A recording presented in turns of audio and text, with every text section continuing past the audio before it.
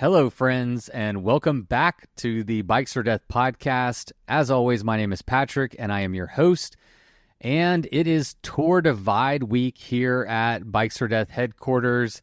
Today, I am chatting with Uba, who came in second place at this year's Tour Divide. He was last year's winner, and you will probably be aware of by now that we are following Uba as he takes on the Triple Crown of bikepacking.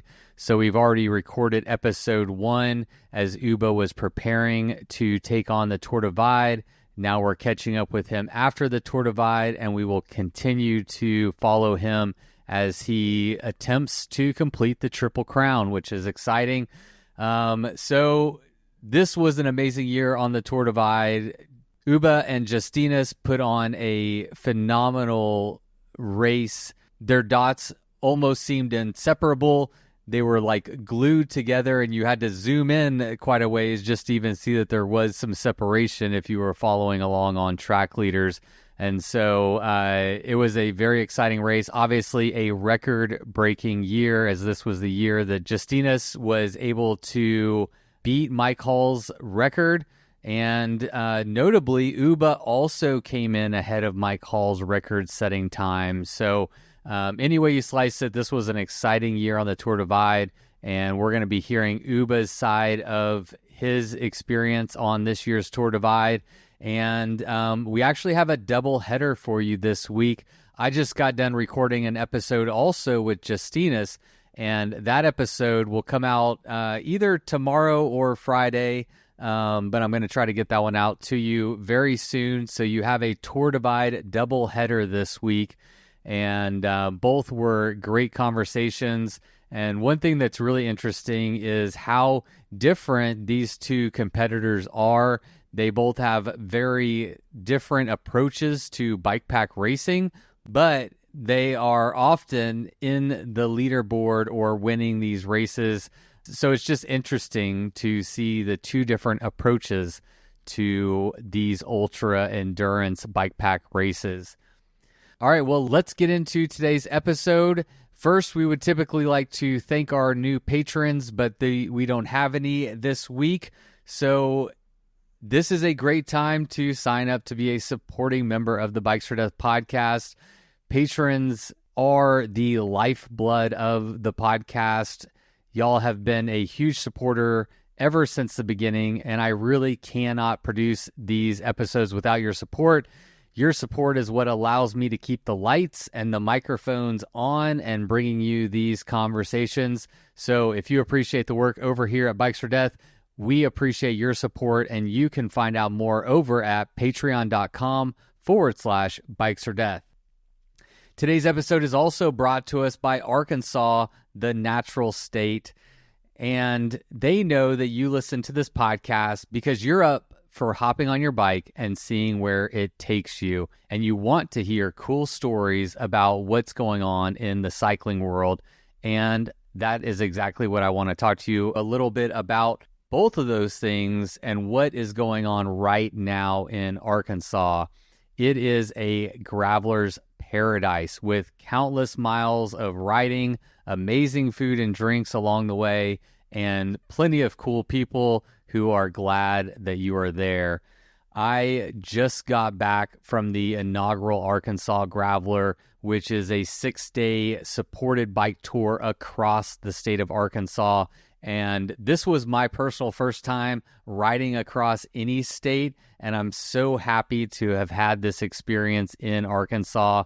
It is so cool to be able to say that you rode across a state, and that was made even more special thanks to the efforts of Scotty Moody and her entire staff that made this an amazing experience for me and 300 other plus riders that took on the Arkansas Graveler this year. So, even though this was a supported event, it was by no stretch of the imagination easy. This was a real challenge. The hills are steep. The descents are rocky, fast, and sometimes treacherous, which I learned when I crashed on day 3. And this year we were faced with temperatures well over 100 degrees on many of the days. And we also dealt with storm-drenched roads and everything in between. So it was a real adventure. It was a real physical and a mental test. And it was really beautiful and amazing, and a memory and an experience that I will truly cherish for the rest of my life. So if you would like to hear more about the Arkansas Graveler, about my experience, and I also roped in a few of the other participants, we recorded a podcast all about the Arkansas Graveler. It is episode 183, the episode right before this one. So if you haven't listened to it yet, you might want to go check that one out. We had a lot of fun, and it had been a while since I'd done an in-person conversation, and those are always just a little bit more fun, and I think that you will enjoy it as well. And if you want to know even more about riding your damn bike in Arkansas, you can visit arkansas.com and request the Arkansas Cycling Guide to get you inspired for your next ride in the natural state. All right, everybody, that is it. The bills have been paid, and now it is time to get to my chat with Uba. But first, let's have my friend Miles Arbor kick it off with the Bikes for Death theme song. You load up your bike, you ride away from home.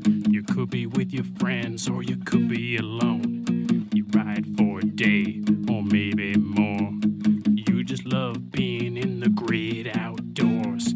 Everything you need is strapped to your bars, including that new pillow you got from Santa Claus. And then you think, oh shit, to yourself. You left that super lightweight tent on the living room shelf. Bikes or death. Bikes or death. Podcast. Uba, welcome back to the podcast, man. It's good to see you post-divide. You're looking fresh and quite normal, actually. I'm alive. That's all you got. It's funny. We have a very similar backdrop. We both have two adventurous paintings kind of over our shoulders in each of our screens. I just noticed that. So we're twinning over here. Yeah, definitely. Yeah, mine are good. Good memories actually from my very first ultra cycling season now 5 years ago. The image on my left shoulder. It's Transiberica. It's the highest peak of Transiberica in Spain. It's called Pico Veleta. It's the highest paved road in Europe, going up to 3,900 meters. And the other one on the right shoulder is sunset on Mount Etna in Italy, the famous volcano. When I raced same year, also 2019, on the two volcano sprint. Good memories. Yeah, absolutely. I need to get one of my photos of you from the end of Tour Divide up on your wall of fame. I need to send you that as a gift or something. Those are some of my epic, my favorite photographs I've ever taken was from the end of last year's Tour Divide, and one of my favorite, I got quite a few good ones of you, but I think my favorite one is when you were like touching. You remember when you just touched the fence right there at the border, and you just took a moment, you just touched the fence, and I guess probably reflected and had a moment of relief and joy in that moment, and that was my favorite moments that I think I've captured photographically, actually. Yeah, it was definitely one of the most emotional moments last year on the finish line. Literally, as you said, I got off the bike and just touched the fence as a symbol of that's it. You can't get more far. That's the end. There is a fence. You cannot continue riding. There's just a fence, and it was a very special moment, and just this real symbol of it ends here. You cannot go further, no matter if you want or not. It ends. Yeah, they're not letting you pass that fence. I don't know how well you knew Hal Russell, obviously no longer with us, but a legend on the Tour Divide, and he wrote a book called "Touching Both Lines," and that was very symbolic to me and it reminded me of Hal Russell of touching both lines, and from start to finish, and never giving up in between, and no shortcuts. Like, you reach down and touch both lines, and you did it 2 years in a row. That's Uh, true. this year, an excellent race. I mean, first off, dude, just congratulations, second place. And not only that, but you put on a hell of a race. So first off, man, just congratulations. It was super fun to watch, and hopefully you had a good time out there in between all the snow and the rain and the mud and the lightning storms and everything else that it threw at you this year. Yeah, thank you very much. It was definitely different than last year. Nothing else what I've expected, but again, it was a good ride. It was fun, I would say today. Today, you would say that. Yeah. Well, before we dive in all into the Tour Divide, I wanted to take your pulse right now on how you're feeling, how recovery is going. So we're having this chat about 2 weeks right after the Tour Divide. So, yeah, what hurts? How are you feeling physically and mentally? What you got going on Looking there? at the calendar, it's actually 10 days, 11 days after I arrived at the finish line. Um, so physically, I'm actually pretty good. The only thing which still reminds me that I did a very long bike ride is that my fingers in the left hand are a bit numb. But they also already got better the last days. Besides that, absolutely no physical issues anymore. I had few days after the finish, I had some pain in the right knee, which was probably due to some liquid in the knee. But give it some rest and it will be fine. So it's fine again and totally back to normal. So physically, totally good. And yeah, like the first 7 days, I felt super tired, which is absolutely not surprising, I think. And it was important to get back to a normal sleep schedule, starting with giving the body and the mind the chance to sleep a bit more in the beginning. And now, since last weekend, since 3 or 4 days, I'm basically back to a normal sleep schedule, sleeping something like 7, 8 hours a night, which will reduce over the next couple of days. So my normal sleep level is around 6, 7 hours a night. I get up quite early in the morning for training. Today I got up at 6 and had my first training again in the morning, which felt pretty good. So being tired and fatigued is the boxes is also checked, and yeah, mentally, it's for me it always feels, and it was last year the same. It feels like the biggest challenge to get back to normal life mentally, in terms of um, get back into the job, get back into normal life, concentrate on normal things like sitting on the computer. My job is on the computer, having meetings with clients and stuff, and really concentrate on things feels the hardest after being focused for something like 2 weeks on nothing else than eating, riding the bike, fixing problems, and sleeping. That's a pretty simple job to do. And in normal life, you have a few more things to keep in mind and to structure in your brain and stuff. And in the beginning, that feels a bit harder. I'm now back to work since 4 or 5 days. I'm already at, let's say, 80% or something. Getting back on track. But that feels the biggest challenge, kind of. I mean, it's doable, it's manageable, it's nothing serious or to worry about, but it's definitely kind of an obstacle. Yeah, absolutely. But when you were finishing up your Tour Divide, I was finishing up a 6-day bike tour across Arkansas, and one of the hardest things is making that transition back into real world. Like, it just hits you like a freight truck, and it gives me like anxiety, and just I feel out of sorts, and it takes me a little while to like get back into, okay, this is life, and it's going to happen whether you want to or not, so you better just get on the program, and life moves fast, man. It doesn't wait around for you. So it's a tough transition.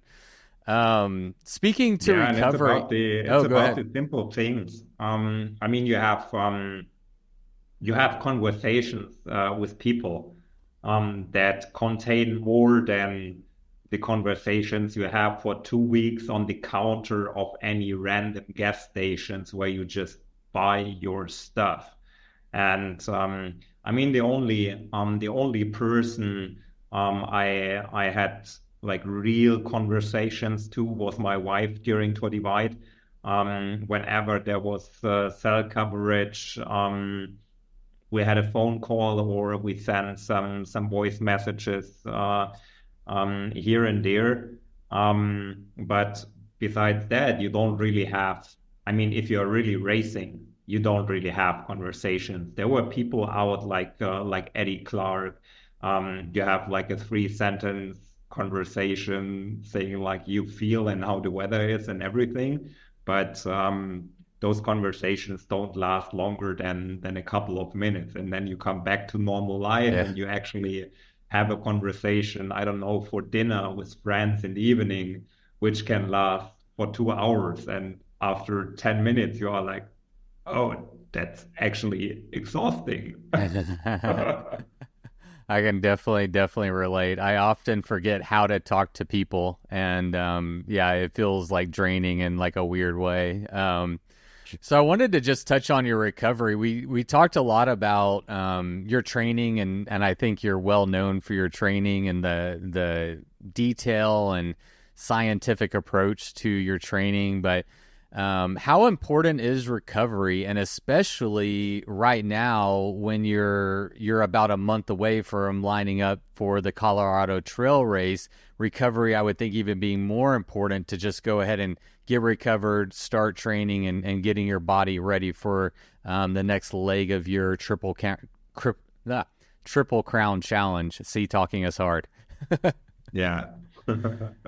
Yeah, definitely. I learned from last year how important recovery is, and to give the body and also the soul the chance and the room to actually recover. Last year I came back, and soon I was a bit worried that something was wrong and I might be sick, or some blood values are not right or whatever, because I felt so tired and so weak for something like 2 weeks, and I thought it has to go faster. And then I figured out with some blood tests and stuff that the values were actually better than before Tour Divide, and I learned that that's a natural process, and it takes more than just 2 weeks to recover from something like Tour Divide. And so for this year, I planned the whole process a bit more, and gave me a bit more space in terms of expectations and goal setting. So when I said I am now back to work, I cleaned my schedule in terms of I don't have to do a full 8 hour day. It's totally okay if I do like just 2, 3, 4, 5 hours in the beginning and ramp up slowly. And that's totally good. And if I don't feel it, I can simply stop and do the rest tomorrow or the day after. And that's super helpful for me to have this room and this freedom to prioritize rest and to prioritize recovery. And it's the same for riding the bike and for training. I started back on the bike last week, Thursday. So something a bit more than a week after Tour Divide. It felt good. So I continued riding. Earlier this week, I was in the gym. It didn't feel good, so I simply stopped it. And I will try again end of this week or whatever. It's not urgent, but it's super important to listen to the body and also just do it by feeling and not only by numbers whenever I'm a big fan of numbers, but here definitely the feeling is more important to see what feels good. And if it feels good, continue. If it doesn't, just stop it, give it a few more days and try again. So I learned to prioritize the rest, and that's especially important, as you said. Colorado Trail is now something like 5 weeks away. And for training, there is still a lot of time to do hard sessions on the bike. But first, get ready for the hard sessions and then do the hard sessions and not the other way around. Right. Don't keep going, into the well and kind of setting yourself back. Like allow your body to recover and then gradually build up and just keep hitting it hard. Yeah. Well, we'll talk more about the Colorado Trail. We'll probably close out today's show with a look forward. But let's talk about Tour Divide, an absolutely historic year. I mean, this is going to go down in the record books for sure as, your friend Justinas took down Mike Hall's record after what I think it stood for 8 years, and you were a big part of that story. So, I mean, just, what are your thoughts about this moment in time and bikepacking history and on Justinas? Is it Justinas or Justinas? Justinas. And on Justinas's his run at the Tour Divide this year. It was just amazing. It was amazing to be part of it. I mean, we started together. We spent the first night together. We had on day 9 or 10 after Indiana Pass, we met again. He left Platoro, the spot where he slept, and I arrived there. So we were just I don't know, after 250, 260 hours of riding, we were just 2 hours apart from each other and met out on the trail. Had a quick chat. I wished him a good ride, and I said good night. I went straight to bed, had a quick nap, 1.5, 2 hours, whatever, and then continued. So we were always really close out on the trail, and I think knowing that someone is nearby and it helped both of us to find the strength and the motivation to always continue and to always push the limits a bit. I don't know when we had this winter storm in Montana, if one of us wouldn't have been there, maybe I would have stopped and just waited it out, and maybe Justinas as well. I don't know.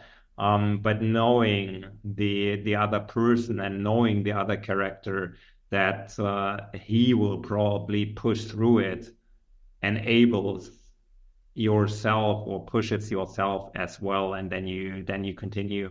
And I think so. It was, even if we were not riding together, it was kind of teamwork, pushing each other, and that was pretty fun, and was pretty good, and helped me to get through it, and to keep going. And yeah, towards the end, I had uh, I had a puncture on day 11 or something, which took a bit longer than normal to fix. I had like a 5 centimeter steel needle in my rear, and it took me 3 hours to get my tubeless setup back, and to fix it and to continue chasing. And actually, those 3 hours that I lost there, they made the difference. And Justinas was basically surfing in front of a front with bad weather, and was riding towards the finish, and I simply got caught by the weather. So I spent the last 48 hours in massive wind, in massive thunderstorms, in massive rain. I got stuck in Gila National Forest because of peanut butter mud. It was raining so heavily, the ground was so sticky, impossible to continue. It was a bit the feeling from last year, from the Great Basin was kind of back, but this time I was alone and I had no porta potty, so I was sleeping next to the trail, waiting for the soil to dry out. It was basically the same thing. So in the last 48 hours, I basically lost something like 17 hours to Justinas, and he was super lucky to be in front of the bad weather, and to make it to the finish. And I had bad luck, and it felt a bit like we switched roles compared to last year. So last year he had a lot of bad luck with mechanicals. First with his derailleur, then he broke a spoke, he lost the pedal, and a lot happened for him in the last 1 or 2 days towards the finish line as well. And this year he was the lucky guy having the clean run to the finish line, and I was the guy who had bad luck, and that's part of the game. You cannot do anything, especially when it's related to the weather. And if you are at the wrong place and the wrong time, what should you do? And I mean, those races are simple. You have finished when you reach the finish line, not a single minute earlier. Everything can happen, even on the last kilometers or whatever. So I was pretty optimistic when we went into New Mexico. I was in a good shape and in a good mood, and I was motivated, and I was well rested. So I thought there are still opportunities, and I had a plan for kind of an attack for my move. It failed because I came a bit too late for the good weather party, but that's how those races happen. The good weather party, I love that. Yeah, I mean, it's such an exciting race to watch because you were on his heels. I mean, the entire race, like the whole time. He got a little gap going into Montana, it looked like, and then you just stayed on his heels the whole time. Obviously, you're thinking you're going to make a move and try to take him at some point. Had you made previous moves throughout the race prior to when things kind of fell apart, or were you saving your big move for the end there? No, my plan was I had kind of three phases for the race. The first was, I would say, have a good start, have a warm up. So try to stick with the front. So this one was successful. It was for the first 2 days. Get into the rhythm, get into the race. The second phase was basically from day 2 to day 10, 11, and it was like focus on a good ride, on the clean ride, focus to stay well rested. My plan was to stop as little as possible during day, be super efficient, only stop, do major stops only for resupply once a day, and focus all the stopping time for the moment when I go to sleep. So I try to sleep every night in a hotel, motel, whatever, kind of like in a room. And my plan was to sleep something like 4.5 hours. Whatever the total stop time for such a sleeping break, I limited to 5 hours. So my plan was not to stop for longer than 5 hours, but within those 5 hours, maximize the time for sleeping. And I got better with every day, making things even in hotel rooms more efficient. You can still eat pizza while you are showering. You can do a lot of stuff in parallel. It's fascinating. So I had pretty good sleep. Basically every night was well rested, and then the plan was to have a move, to do a move somewhere from day 11, and it worked out pretty well. And actually, the night when I punctured and when I had this mechanical, I started my little move attack, however you call it, and I came pretty close. So I think we were less than 30 minutes apart. And Justinas restarted shortly before I arrived at his sleeping spot. And actually, where I punctured, it was really close to where he slept. I don't know if he left something for me. No, just kidding. Really, just kidding. But coincidence. On the map, it looked a bit like my wife was wondering why I stopped at the place where Justina slept, and I just sent her a message on InReach because you had no cell coverage there. I just quickly sent her a message that I have a mechanical and it might take a while to fix it. It was a bit more complicated. So only dropping a line that I was okay. But still, she was wondering why it happens at the actual same place where Justina's just slept. Oh, that's funny. It was interesting when I was watching and following along on Track Leaders. You were in striking distance to him for so long, and I was curious. If you were just allowing him to set the pace and following along at your own pace until you were ready to make a move, and just kind of keeping him in striking distance. And it sounds like maybe that was a little bit of your strategy, with just sticking with your plan, getting your sleep, staying on pace, and staying within striking distance of him. Was that in your mind at all? Yeah, definitely. It was mainly to focus on my own riding. It was not so much about what Justinas was doing.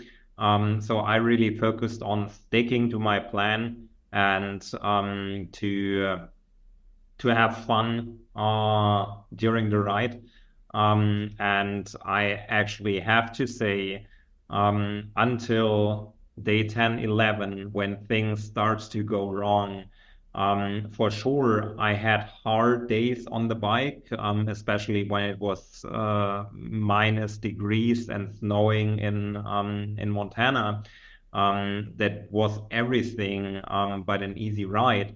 But when the weather was pleasant and normal, I actually enjoyed every single day and over the day like 90% of the time. And that was a massive improvement compared to last year.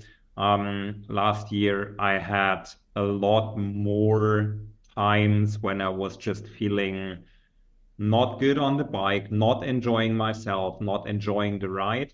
Probably everyone knows it. You have those times on the bike where you don't enjoy it.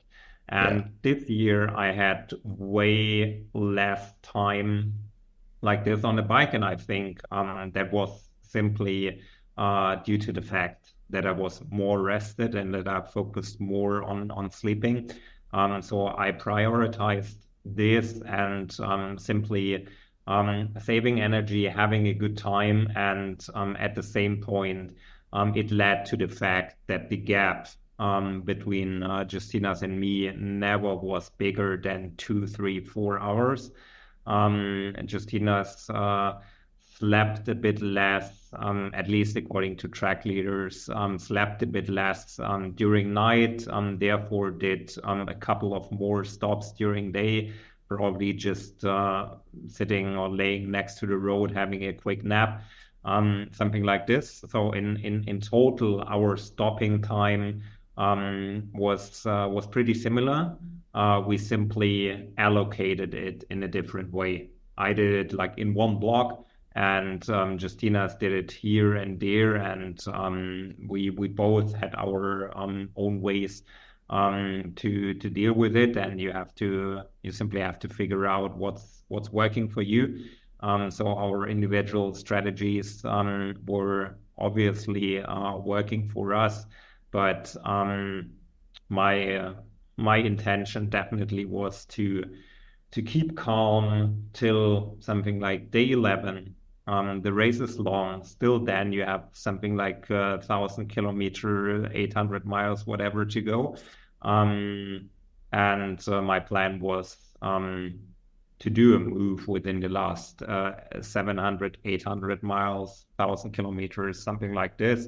And that's when I actually started in the mountains after Albuquerque. This lovely, nasty, yeah, it's a hard ride up there, and I thought that's a good moment to push myself a little bit more. Yeah.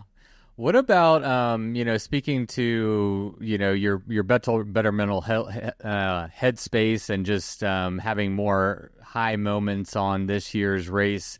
Do you think contributing factors could be contributed to that's not the right word.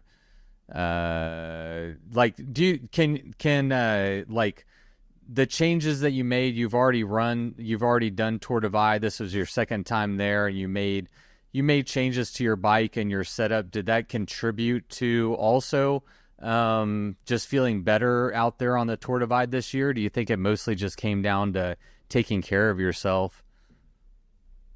Yeah, what I learned last year is that it's really long. Everything can happen at any time, especially towards the end. And you really have to save something for the end. And every change I made on the bike, on my setup, on my kit list, on whatever, was focused on on durability and on optimizing things to last longer. And it worked quite well. So my setup was 100% reliant. I mean, you cannot do anything about a steel needle in a tire. That's just, well, things happen. But that was actually the only issue I had. So I think the experience from last year, knowing the route a bit, knowing what waits for you in which corner, already helped a lot. And also the experience in terms of what's important for the setup and what's important for resting and for recovery helped quite a lot to simply make it a smoother ride. And besides all the complications that hit you from above and from everywhere, I have to say it definitely was a smoother ride than last year. Awesome. Well, it's going to get overshadowed maybe a little, the fact that Justinas took down Mike Hall's record, and we've had the conversation about the record and how the short courses change. But I mean, one way to look at it is that, in any iteration of the Tour Divide, Mike Hall held the fastest time for many years. And not only did Justinas break Mike Hall's record, but you also came ahead of Mike Hall's record. So, I mean, you put in an absolutely fantastic, fast, well-dialed, and strategic approach to the race. So, like, what does that mean to you to to be chasing Mike Hall's dot and in the end of it kind of come out ahead of his dot a little? It was, I went into the race with a totally different mindset than last year. Last year, in fact, I was kind of chasing Mike's record and Mike's dot. This year, I came in with the clear statement, I'm not there to beat or to do better than Mike's time. I'm simply there to set a new one, because you cannot compare the route anymore.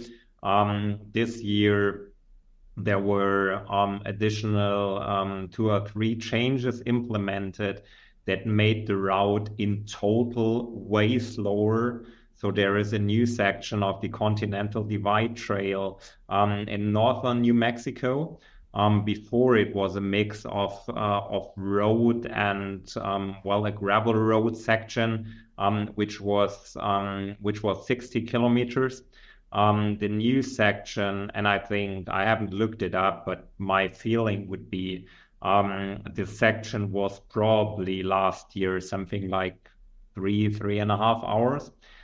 This year, the new section on the Continental Divide Trail, it was only 30 kilometers, so half of it, but it took me more than 6 hours because it was really complicated terrain. You had a lot to hike with the bike. It was sometimes single trail, super technical. It was getting on and off the bike. It's a super nice and scenic trail, but it's damn hard to do it, to get over it. So it was made way for longer. hikers, not for cyclists. Definitely. So that's the one part that was changed, and the other major change was after Hechita. So on the last 50 miles after Hechita, going towards the Mexican border. Another part of the Continental Divide Trail was introduced, and I mean, last year you just went down the road, tarmac, maybe headwind, and you made it down towards the Mexican border. The Continental Divide Trail that was introduced, it was, let's say, technically interesting. It was additionally spiced up if you do it at night. And it took me, I don't know, 3.5 hours for less than 30 kilometers. So it was again way slower than the tarmac section, which was part of the route all the years before. To make a long story short, more than ever before, you cannot compare the route that Mike Hall did back in the days 2016, even without Coco claims in Canada. You cannot compare it with the version that we use today. And still, I thought to make it easy, one route, one record with Mike Hall, a new route, one record with someone else. And to make it simple, my goal simply was to do it faster than the 13 days, 22 hours, 50 minutes, something that Mike did. And you will not have any discussions. It will be simple and clear, no matter how the route looks like. It was faster, well done. So we were quite good, and actually Justina finished the time. So we were en route to do something like 13 days and a couple of hours, and maybe on day 10 or something, I even thought it would be possible to do something less than 13 days. So something 12 days, 23 hours, whatever. I thought that's totally possible. And Justina showed how close he was. He finished in 13 days, 2 hours, and that was a really, really good ride. And now imagine you can find 2 hours somewhere. That's totally possible.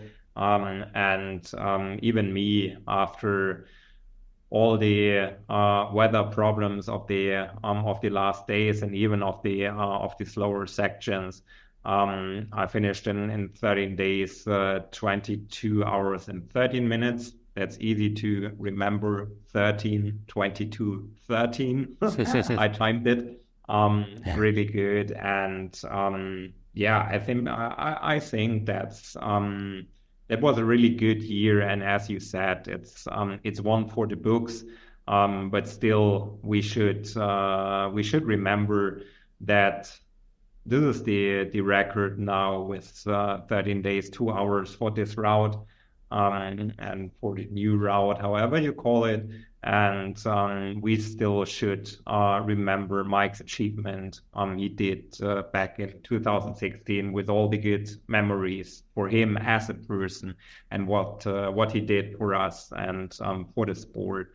And I think there can be simply 2 records that we remember, or even more.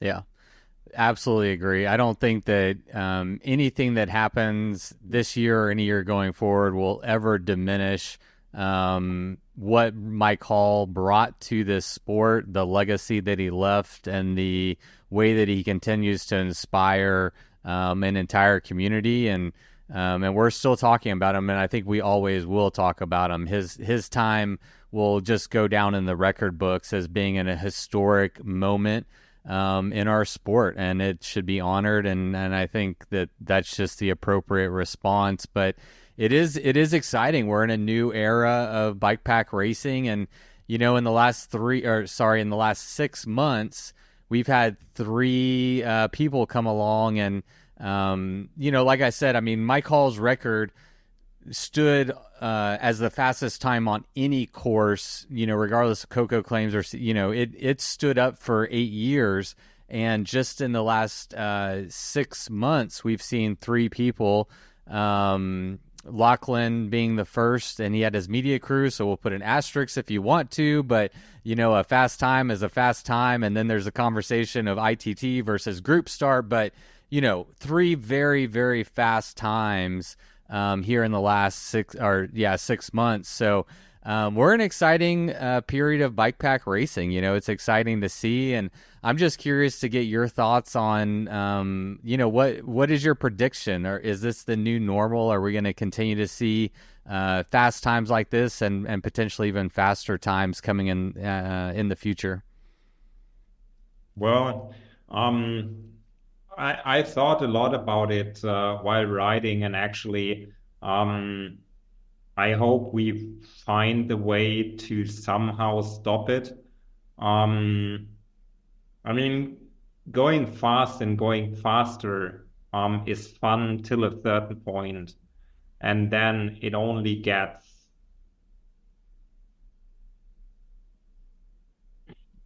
gets harder.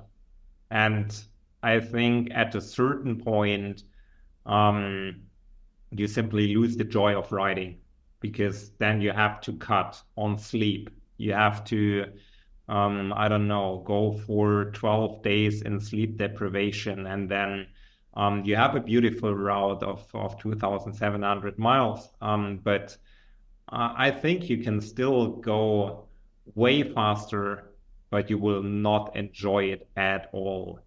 And I think it still should be a ride that you actually enjoy. Sure, you can go fast, and I think with the times of 12 and a half, 13 days, so something, what we did now, what Lachlan did, what Justinas did, where I was close by, that's kind of the threshold where you still can have a good time and enjoy. Um, Probably it's possible somehow to do less, but then for me the question is, how much do you enjoy it, and what is the price you actually pay for it to get this time?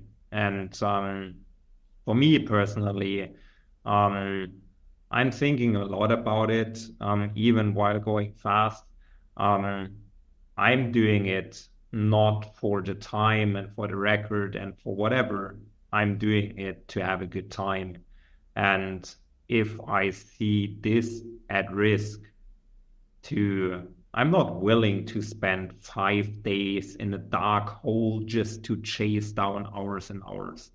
I'm not, I don't know. I Yeah. don't want to do this. I don't want to go to this place. And still, I'm kind of a competitive person, so I feel motivated when there is something to chase. But I also I did enough long distance rides and races to know where my limits are, and to know the fine line that I don't want to step over, because I know what's waiting on the other side, and that's typically not fun. So yeah, for sure, records are there to be broken, or fastest known times are there to set a new one. But uh, I'm also dreaming of a world where it finds an end, and where it's simply good to have any time and everyone is fine with it. Oh, I love that. I really do love to hear that. It's such a maybe unique and fresh perspective, especially coming from one of the top athletes and competitors in the bike pack ultra endurance racing, that you yourself are still, finding the joy in it, and prioritizing that. And I really think that that's great. And I think that hopefully speaks to like the spirit of this sport. And it makes me wonder, like, for you personally, what, a lot of people listening, I think, will probably get it. But I mean, a lot of people, like, you rode your bike for 14 days, 2,800 miles, and you're just calling that fun. How do you define fun? What is it about racing these long distances, maybe specifically the Tour de Five, that is fun for you? It's the simplicity. It's the simplicity of being out there in the nature on the bike and doing nothing else for a couple of consecutive days than riding, eating, sleeping. and solving some problems. It's so much more slow and relaxed than daily life actually is today. At least my daily life is. I don't get the chance in my day-to-day life to focus on only such a few things. There's always something. There is a meeting here, there is a dinner with friends there is a message on the phone here, there is this there. You have to do so much stuff. And to most of the stuff, you hardly can say no. And for me, going out on such a ride, on such an adventure, it's, let's say, the perfect excuse to not even say no, to simply not, I mean, my phone is not ringing because I don't have any cell service out there. But if my phone was ringing, I don't even look at it, who is calling. I already know I will not pick up because I'm riding my damn bike. And that's the simplicity on really focusing on the most essential things. That's the special fun that I find on this kind of bikepacking races that I don't find anywhere else in normal life, how I call it. And that's just amazing. You can you go through the nature all day. You see sunrise in a special environment. You see sunset in a totally different environment. I don't know. Sunrise in the desert, sunset in the high mountains on Indiana Pass, whatever. That's special. And you collect the density of special moments you can collect on this kind of rides. That's unique. You cannot go on any vacation, or at least I haven't done any holidays or vacation where I had such a density of very special moments that I will remember for a whole lifetime than I have on this kind of rides. And that makes it special, and that's my definition of fun.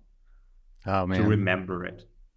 That's such a beautiful sentiment, and I love to hear that. And I relate to that on a very high level.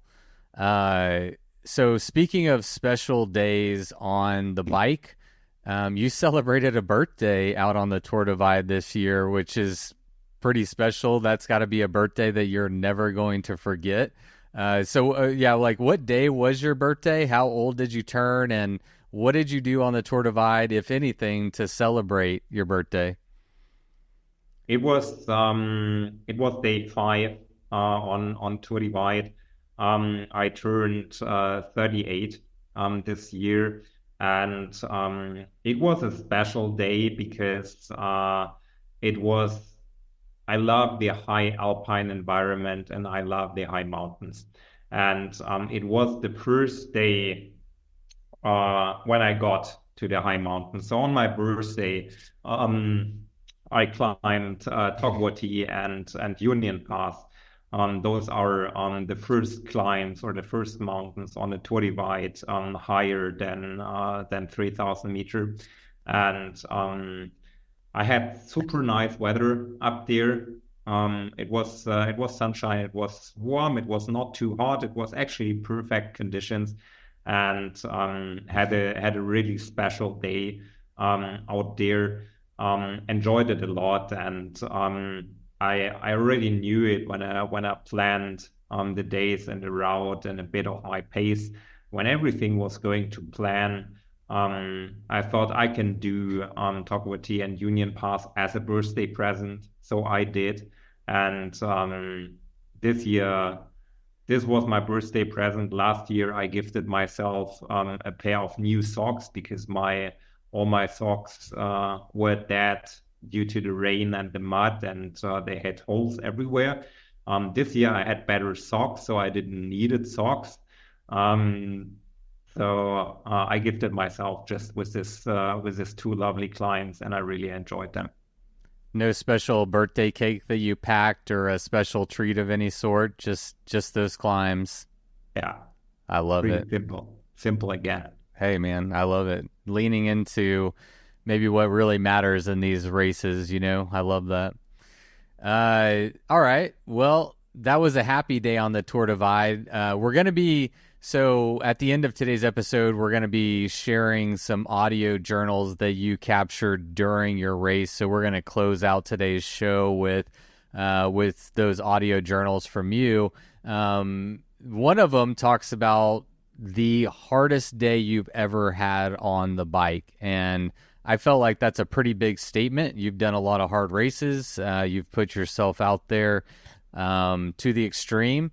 What day was this, and what made that day so particularly challenging?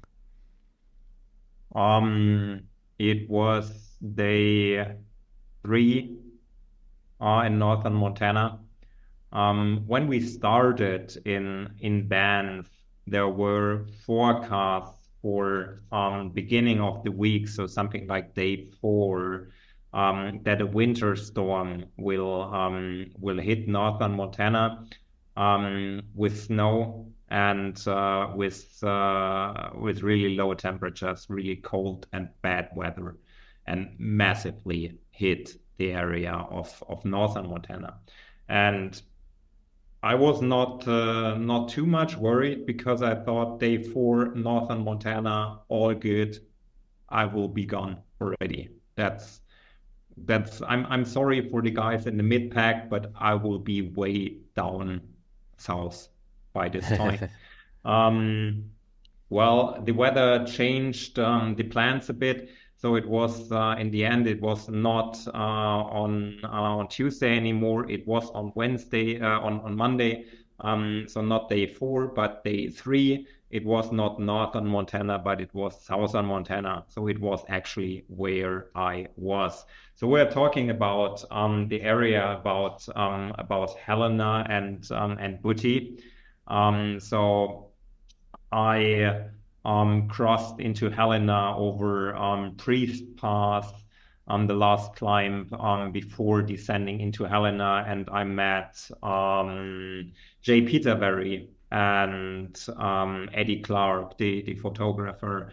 They were camping on top of Priest Pass, taking a few photos, capturing a few videos, and it started snowing in this night for the first time on Priest Pass. Very little snow, but it was a first glimpse of what was coming the next days. I went down into Helena, went to a motel, slept there, continued the next morning, and were climbing up Lava Mountain, and it started snowing seriously. So on top of Lava Mountain, I had something like 10 centimeters, 1-2 inches of fresh snow.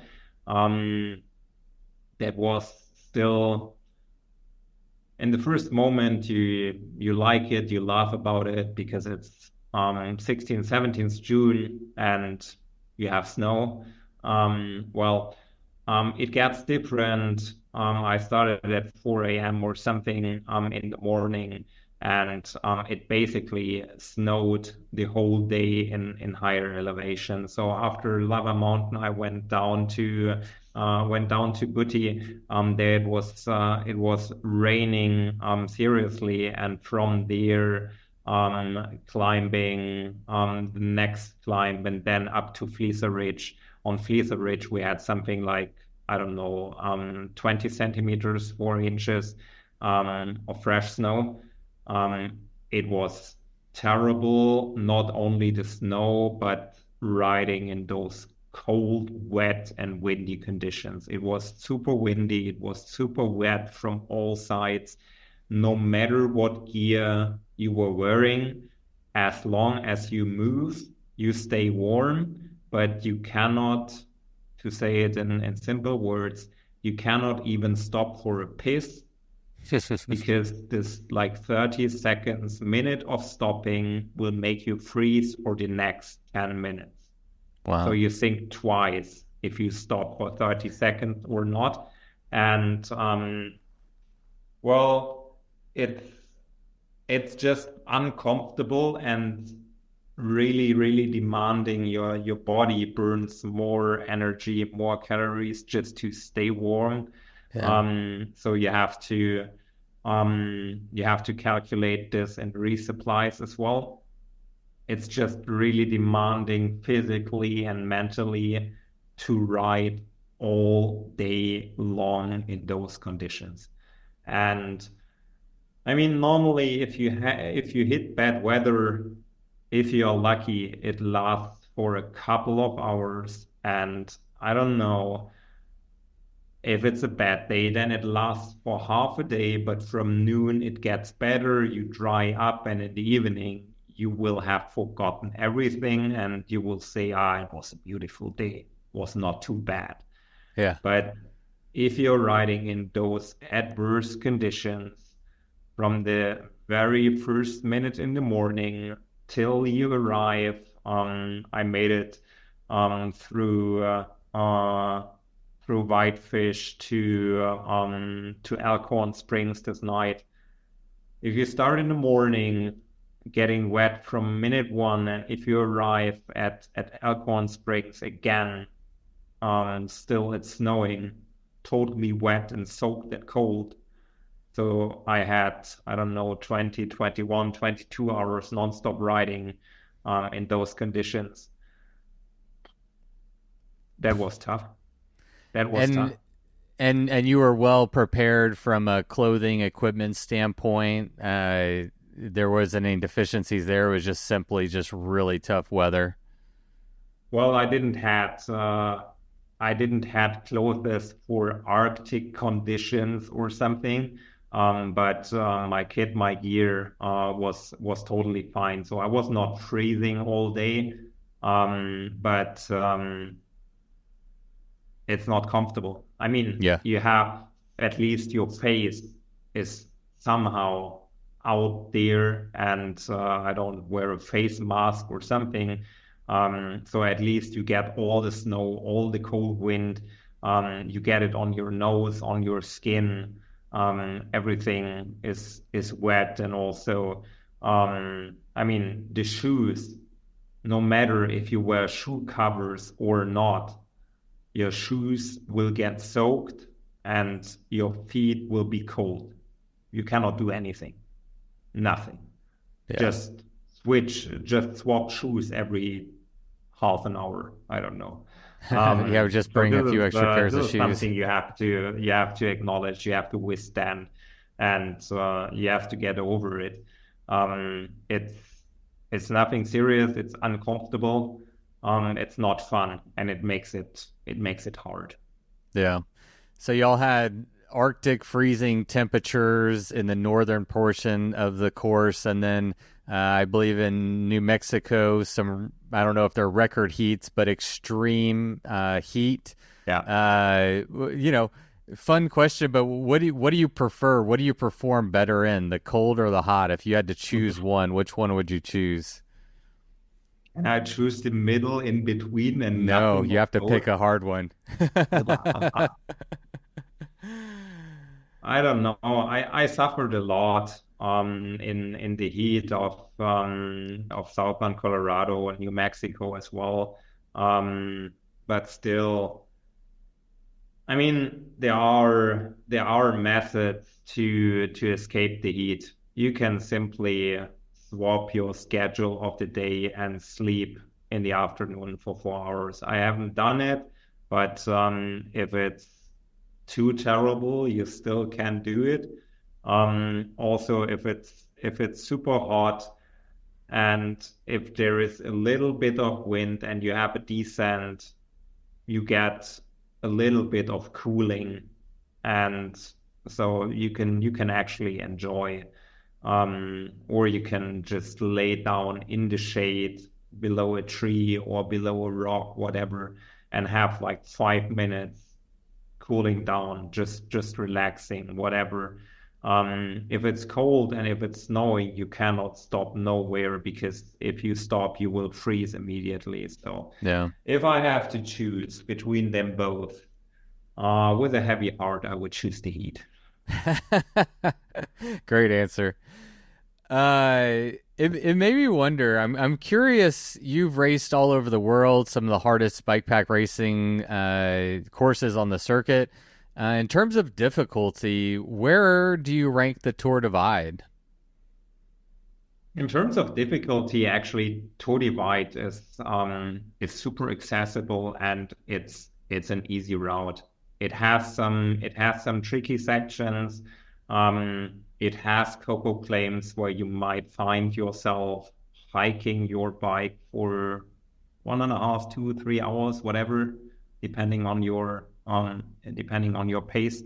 Um, you might find some continental divide trail sections that are made for hikers, and you find yourself with a bike there, which for sure is not optimal, but they are super scenic, super nice. But besides that, Tour Divide is 90% gravel roads. So even if there is a lot of climbing involved, um, it's super easy rideable. I mean, I saw people. I met a guy who was touring the route with his 11-year-old son. That was inspiring. Wow. So you meet a lot of people out there. Yeah, there are dads with their sons. There are people that have retired that are 70 years old and that tour parts of the route. So the route is actually accessible for everyone. Not everyone needs to do the whole 2,700 miles. You can simply pick the miles nearby. You can pick the most scenic miles. You can pick whatever a section that attracts you by interest or by whatever, and it's totally doable for everyone. Just take your time, enjoy it, and you will have a good time. So actually, the divide route is not technical and not so difficult at all in its specific parts. It gets more difficult if you want to do it really fast and in a specific window in time. So as I did, um, you probably can enjoy southern Montana way more if you simply stay in a hotel for 1 or 2 days. If there is a winter storm, and a lot of people actually did, they simply waited it out and continued afterwards. So if your schedule allows it, you can have a really good time. If you want to make your time a bit harder, then you continue no matter the external conditions. And if there is a winter storm, you go through it, then it's difficult. But if you wait it out, then maybe not. Yeah. So a lot of the difficulty really comes into play based on weather and also like the length of the race, right? Like, I mean, what it lacks in technicality, it kind of makes up for in distance. In distance, yeah, definitely. Yeah. I had a question I wanted to bring up last time, but we were kind of short on time. I remember reading a little while ago on Instagram, and I hope I'm quoting you correctly because I didn't go back and refresh my memory, but I think you posted something like you did the first 5 years of bike pack racing without ever owning a tent or without ever carrying a tent. And if that's the case, can you really call yourself a bike pack racer? So first, did I get that right? And did you carry a tent this year? Yeah, definitely. I got a tent, I guess 2 months ago or something, but I didn't carry it onto a divide. Um, but yeah, it's totally right. I did 5 years of bike packing without owning a tent. I changed that this summer, but this is let's say exclusively reserved for having a good time trips together with my wife. Yes, wonderful. So if So I you can pitch my now, tent, I want to have a proper sleep in it, with like, I don't know, 6, 7, 8 hours in a nice environment. I want to sit in front of it. I want to have coffee. I want to have the full experience and not just rushing through it, putting it together, packing it, and like rushing away. So this is the tent for me, is really connected to enjoy riding, and it's not connected to racing. Yeah, that's so funny. So essentially, after 5 years of being in the sport, you can now officially say you're a bike packer. Yes. You I, carry I it. I I earned this. I tried to earn this. You did. You did a great job. Let's see what else we have. Oh, I wanted to get so you touched on the CDT section, the Continental Divide Trail sections that were added this year, some of the terrain and the challenges that those brought to the race. But first year with those new sections, what are your thoughts? Good for the route? Would you rather have the old route? You don't get a say, but if you did, what do you think about those new sections? All those new sections are totally scenic. They are super nice in terms of landscape, in terms of what you get to see. They are way, way, way more nice than the old sections. Um, at the same point, you cannot compare them. You cannot compare a boring stretch from Hachita on tarmac to the border of Mexico with this Continental Divide Trail section, which goes more or less in parallel. So you can choose a bit. Do you want to have a tarmac section where you have maybe headwind and you can count down the you have this mile markers next to the road. Yeah, It takes a year from yeah. 1 mile marker to the next one, and you have like 40 of them or something. Um, do you like this more, or do you like a proper trail where you need to hike some sections in the sand, where you need to get on and off the bike, which is kind of hilly, which is sometimes technical and stuff? Do you like this more? I think it's a personal choice, and I guess it depends a bit on the external circumstances, what you like more in the situation. Um, Now those sections are part of the route, so you cannot choose. You simply accept, and you simply try to enjoy them as most as possible. So whenever it is Continental Divide Trail, keep in mind it's designed for hiking. So it means it will be kind of technical. It will cost a lot of time. And if you just go there, keep this in mind. It takes as long as it takes, then you probably can enjoy it, and you will really love those sections because they are beautiful. If you want to just go through it as fast as possible, you will not enjoy it. It will be hard. Maybe a little bit of a good, a tiny little bit of training for the Colorado Trail coming up too, which would Yeah. be maybe a little more similar to that. So, yeah, I'm ready to just about get into some Colorado Trail talk, but to close out Tour Divide, what are your biggest takeaways, memories, reflections from this year's Tour Divide? What are you taking away from this year's experience? Well, I'm taking away those hard days in the snowstorm, that I made it through it. I'm taking away all the difficult days towards the end, that I spent in thunderstorms more intense that I ever saw, and all the good moments in between. So I tried to say it was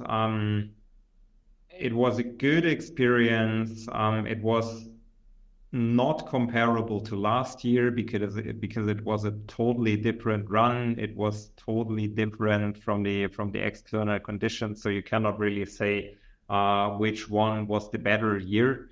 But once again, it was simply a unique experience. It was a special experience, and for sure, this year there was not this one big moment which everyone has in mind, like the porta potty situation last year. We didn't have, or I didn't had such a situation this year. But I have all the small moments that I enjoyed a lot with people. I don't know, with Kirsten at Brush Mountain Lodge, or just on my own somewhere out on the trail when I was in the Great Divide Basin, when it had nice weather, when there was no rain, when I was not stuck in the mud, when I saw the places where I suffered so a lot last year, and I was rolling through them totally smooth this year.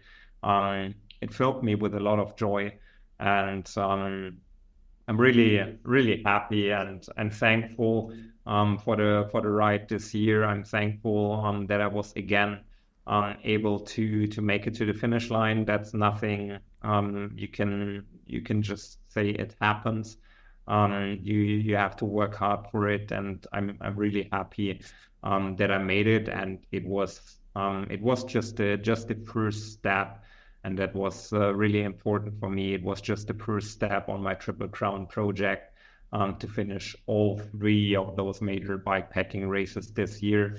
And just glad that I made it. Yeah, absolutely, man. Notching a very important notch in your Triple Crown belt, for sure, or Triple Crown, however you want to say that.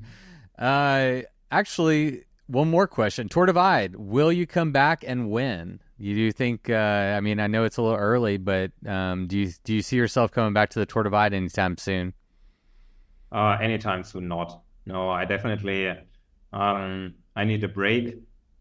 I'm confident that I will come back to the route at some point, maybe already next month when I'm in Colorado. Maybe I will see some miles of the trail. No, seriously, I'm dreaming of coming back, maybe together with my wife, and just touring some parts of it, maybe parts in Colorado, but literally touring. I saw the full course racing now 2 times, and I have some sections where I just would love to spend more time, but not racing. Yeah, So, absolutely. I Get to don't know, soak it in a little Indiana more. Pass, the whole valley going down to Platoro, camping there. I love it there. And just, I don't know, sitting on the river fishing, it's a dream. Yeah. But it's nothing that will incorporate with racing. So that's more dreaming of bikepacking trips. Hey, bust that 10 out, man. Go back out there. You've earned a bikepacking trip on the Tour Divide for sure. That's good. All right, August 11th, Colorado Trail race kicks off. So you said, yeah, man, we're about like 32 days away, 33 days away, something like that from start of Colorado Trail race. So, I mean, we talked about a little bit the beginning of your recovery and starting to train and prepare for Colorado Trail. So what does that look like to turn around in such quick order and get trained up for the Colorado Trail? Well, so the preparation with the setup and the kit and everything, that was done already. So the setup and everything is totally dialed in. The only thing I have to do is get mentally and physically ready after such a phase of intense riding like Tour Divide. You don't need a lot of training. You Yeah. are you You are got some fit. base miles. Yeah, you got your volume in, you got some base miles. The most important thing is get back on the bike, get moving. I'm on that, and then just getting back to the routine, getting back to the intensity and to the strength. This will come back pretty soon, and then just stay healthy and focus on getting to the start line fit and healthy. That's the main task for the next 32 days. Yeah. You have so many components leading up to it. I mean, you have all the equipment prep and the logistics and physically, and you've touched on a lot about a lot of those. But what about it from a mental aspect? The fact that you just exerted so much energy, mental energy, and then the thought that you're just going to have to turn around and put yourself in that competitive race spirit again. Any concerns about mentally being able to prepare yourself to do this again? Yeah, let me say, you have good moments where you're like, yeah, definitely, I want to do this. And you Yeah. have moments where you're like, ah, Yeah. let me just stay at home, sit on the beach, have a coffee. It's Yes. not necessary. So you have both, and that's totally natural. I think that's human. But I mean, we are now talking not even 2 weeks after I finished Tour Divide, and I think give me 1 or 2 more weeks, and I will be like hungry as normal again. Yeah. And that's I'm confident that's part of the process. And as I said in the beginning, you just have to give yourself the space and the time, and it all will be fine Yeah. till we I, are at the start again. yeah. It's weird how it doesn't take that long before you're ready to put yourself through something hard again, but Yeah. does take a little recovery. You mentioned your equipment, so like I was curious. I can't imagine that you're riding, and maybe you are, the same bike that you did on the Tour Divide. What bike setup and what changes are you going to make from an equipment standpoint to tackle the Colorado Trail? No, it's a totally different setup. I will introduce it in the next couple of days or weeks. It will be a full suspension bike. So on the Tour Divide, I was riding a two-stroke hard-tail converted mountain bike. So on Colorado Trail, I will ride a four-stroke, a full suspension bike with a very similar setup in terms of components and packs. So everything which was basically tested on Tour Divide I will have like similar gears, will have similar suspension and stuff like this. We'll use the same clothing, gear, packs and stuff. So everything which is proven will be the same. Simply the bike will be a different setup. Yeah. Let's talk about your goals for Colorado Trail. Obviously, number one is going to be to finish it as a part of your Triple Crown project. Any thoughts or hopes of going for first place or an FKT on this race? It's your first time to race to the Colorado Trail, so I know it's kind of hard to say, but what kind of goals are you setting going into this one? Honestly, finishing. it's super simple this time. Why?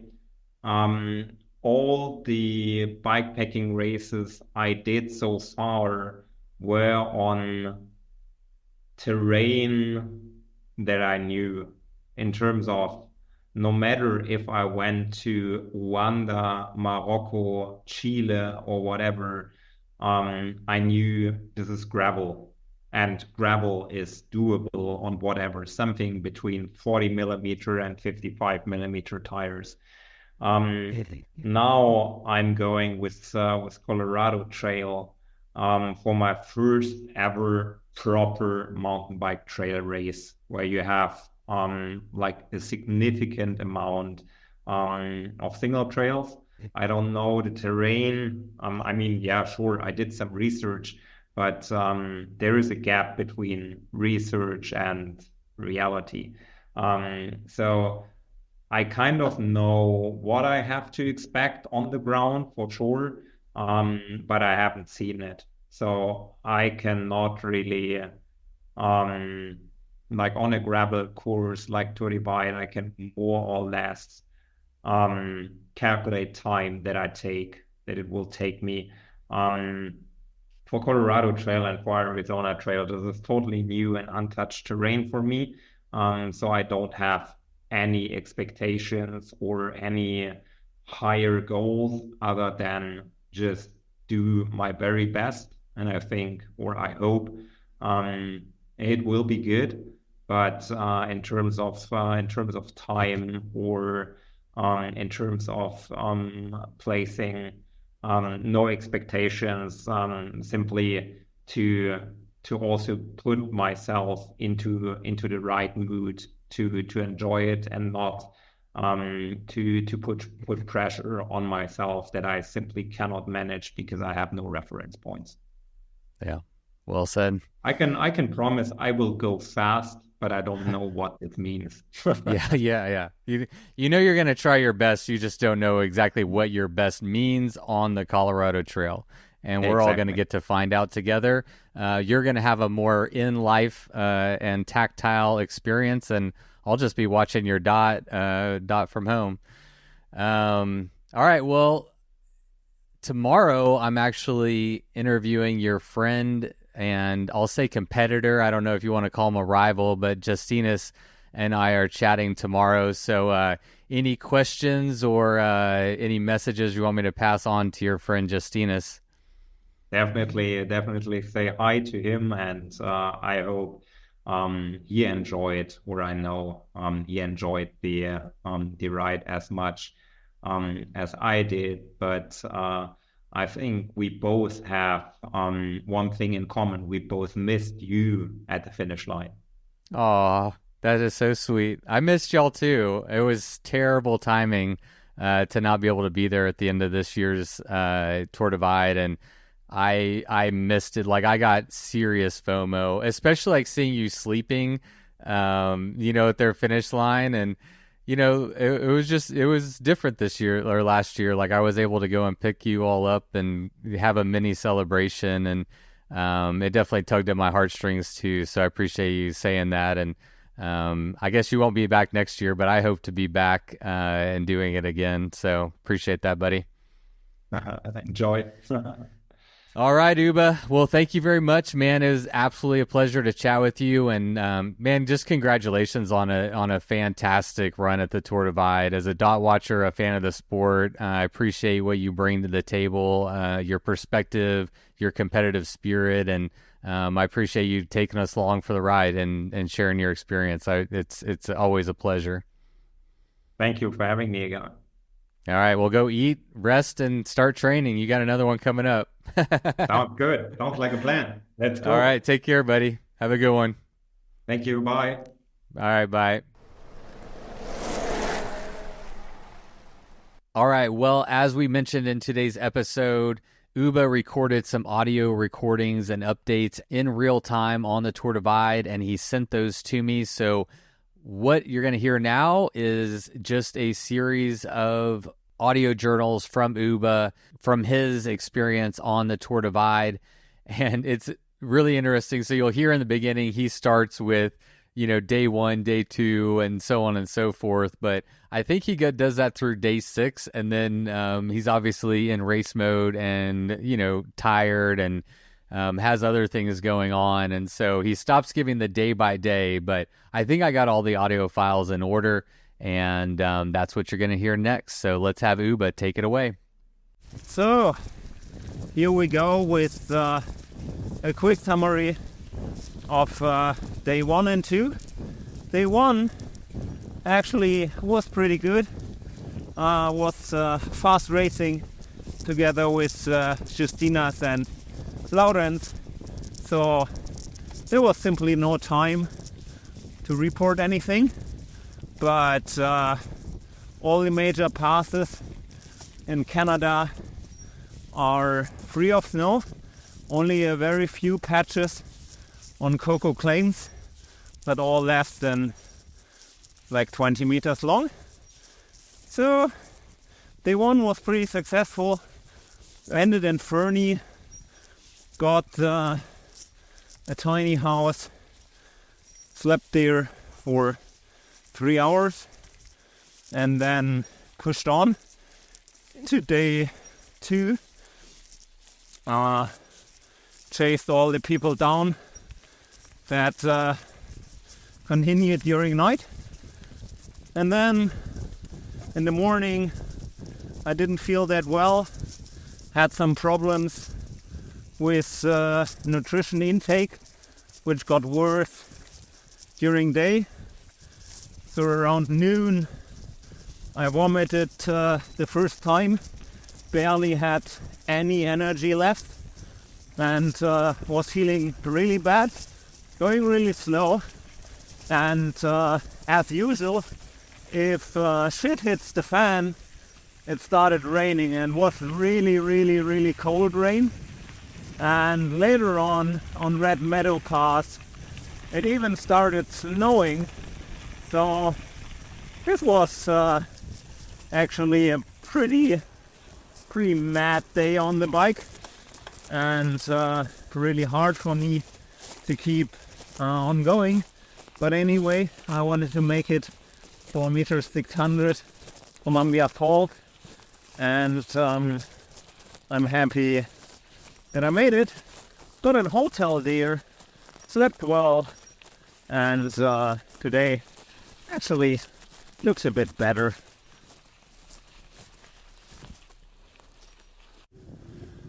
So here's a quick summary of day 3, my favorite so far on a Tour Divide.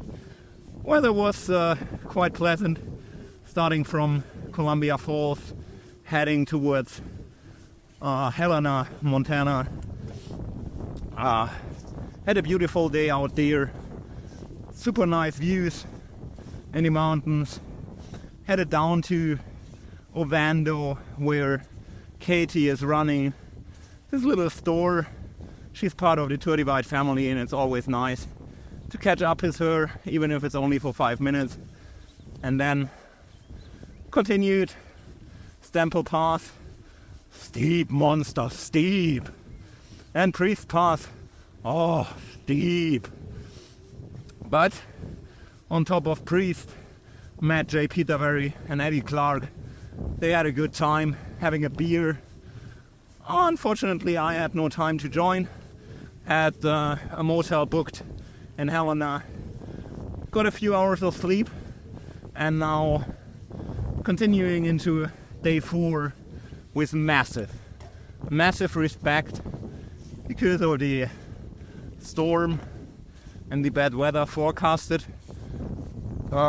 Snow in the high mountains, so today Lava Mountain and Sleether Ridge will be probably super hard. But yeah, let's get them done.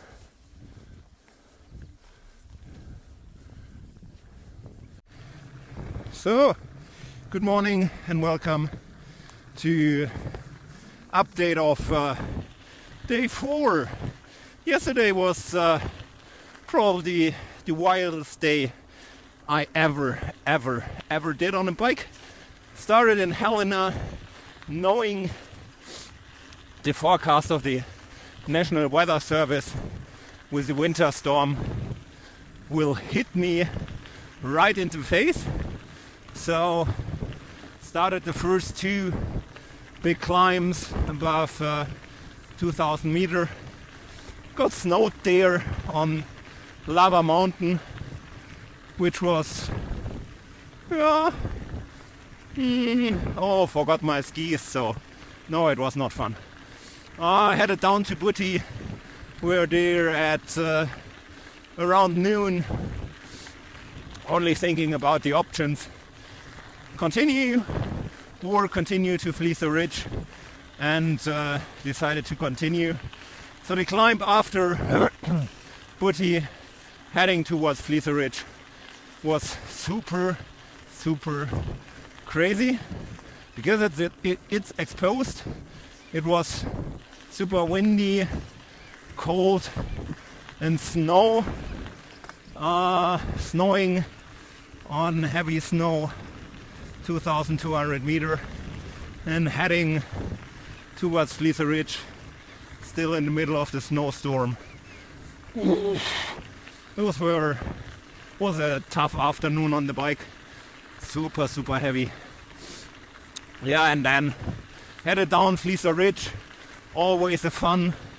This nice little descent heading into Wise River, continuing to Acorn Springs, where in the end Justinas, Leveika and me, all 3 of us slept there in a nice and cozy and warm bed. So that was good. Today only can get better. Still, status is totally fine. Bike is in a good condition. I'm pretty well actually.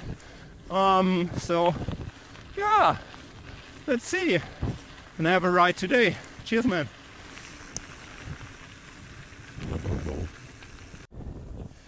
Welcome to the update of day 5 to Divide.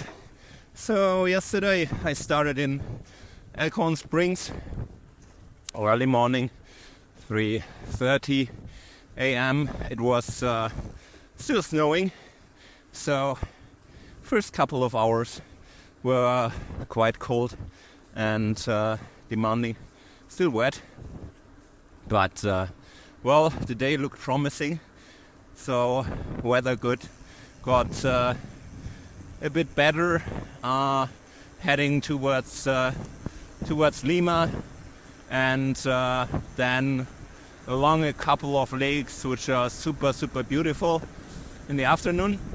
But here comes the surprise. First peanut butter mud of this tour Divide edition. So took a couple of hours to clear a stretch of maybe 5, 6, 7 kilometers. Was quite fun. You simply need to have the patience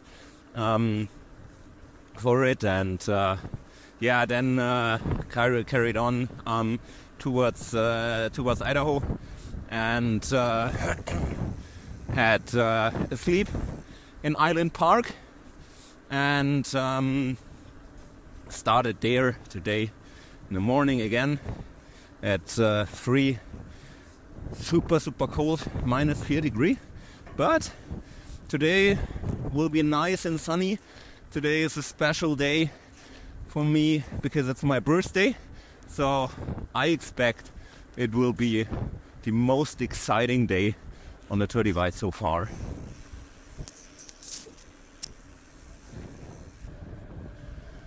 Hello again, day 6 on Tour Divide 2024.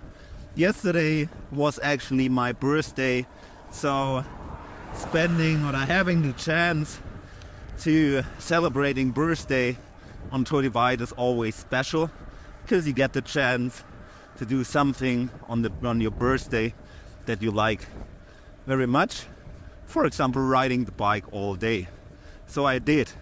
Started in Idaho Springs in the morning, headed towards the first real mountains, Togwati Pass and Union Pass, both above 3,000 meter, of elevation, both free of snow actually. Last year there was a small patch of like 100 meter of snowpack on Union Pass. This year the weather was really good again and was free of snow, so it was fun. In the evening I had a small incident heading down from Union Pass. Nothing serious, but I got stuck in kind of a mud hole and fell off the bike into the mud hole. So I was completely wet and soaked in mud. It wasn't that fun because it made the rest of the evening a bit more cold, but was nothing to worry about. Well, and today is gonna be the big day because we're heading to the Great fucking Basin.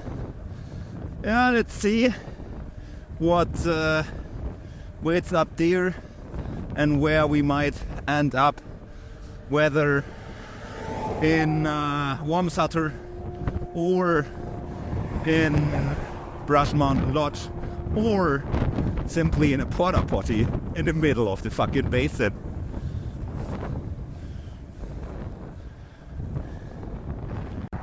Good morning. I heard that you missed a few updates from you guys at the head of the race, so I thought maybe I should send something. So as we are now on day 9 of racing and still very close at the front, when I pass Silverthorne in a couple of minutes, I guess, after the sleep Justinas and me had, we have a gap of 2 or 3 hours, considering that we are, I don't know, nearly 200 hours into the race. That's not too much. So I think it takes focus, or it takes energy to maintain this focus and keep racing hard. So everything which is not super mandatory to make progress gets a bit cut down, and maybe that's why I missed to send you an update yesterday. So after I slept in Wamsutter, it was a good decision, I think, because when I continued in the morning I had less headwind, so it was way faster on the stretch than Justinas to Brush Mountain Lodge. Had the fabulous pancakes there. It's a mandatory thing to eat the pancakes of Kirsten. And then continued past Steamboat, and in the evening got caught in the most horrific thunderstorm I had for a while. I was in the middle of it, so lightning was going down left and right, front and behind. It was really a bit scary, but there was no other option than just to continue. And I was totally soaked because there were some river crossings that were nearly hip deep, and that was not so much fun, going through the deep water and then having like all the water below your rain pant. It was not so nice. Was a bit cold, so it was freezing, and decided to stay in Kremling, a bit off route, and continue today early morning to Silverthorne. And again, I think that was a good idea, and now I'm really looking forward to beautiful days in the high Rockies, Colorado. One of my favorite stretches. I think this day will be super amazing. Cheers, man.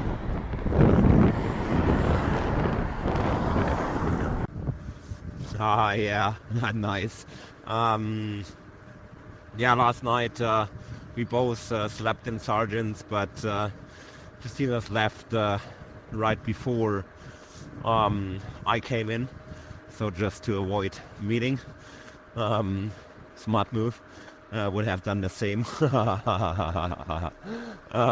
Anyway, I think I had a little more sleep.